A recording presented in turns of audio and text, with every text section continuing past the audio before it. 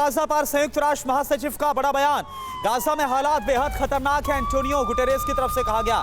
हालात लगातार बदतर हो रहे हैं, यूएन महासचिव की तरफ से कहा गया।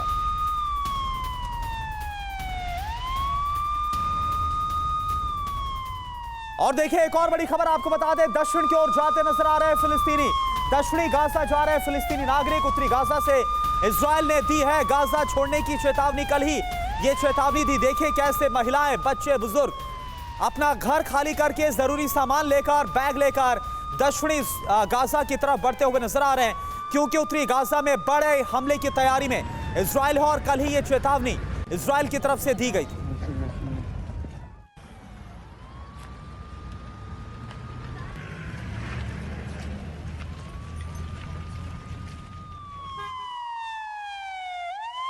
और देखिए एक और बड़ी खबर बताएं आपको, इजराइल ने बढ़ाई अस्पताल के लिए समय सीमा। अल अवदा अस्पताल खाली करने की समय सीमा को बढ़ाया गया। तो हालांकि उत्तरी गाजा को खाली करने का अल्टीमेटम दिया गया। इस बीच खबर आ रही है कि अल अवदा जो अस्पताल है उसे खाली कराने के लिए इजराइल ने समय सीमा को बढ़ा दिया।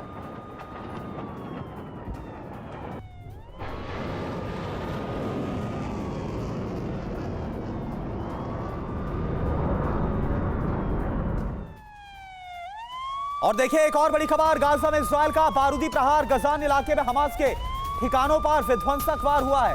हमले में हमास के कई ठिकाने ध्वस्त हो गए। इजरायली सेना ने एटीजीएम से बड़े हमले को अंजाम दिया।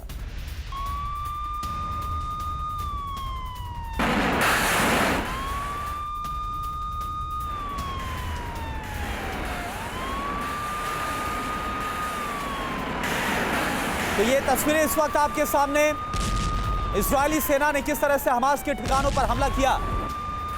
गाजा में इजरायली सेना का जो बारूदी प्रहार है उसकी तस्वीर आपको दिखा रहे हैं। गजान इलाका है जहां पर हमास के ठिकाने पर यह हमला किया जा रहा है।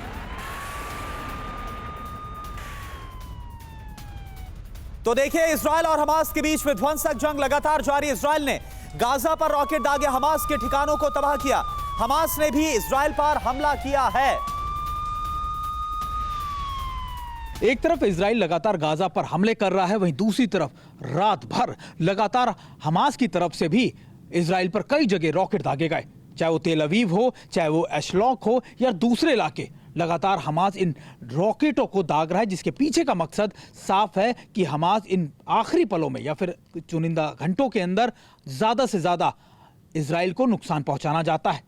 और यही वजह है कि हमास की तरफ से इसको लेकर कई बयान भी सामने आए, जिसमें उन्होंने कहा कि ये तो अभी झांकी है, इसके बाद अभी और चीजें आनी बाकी है।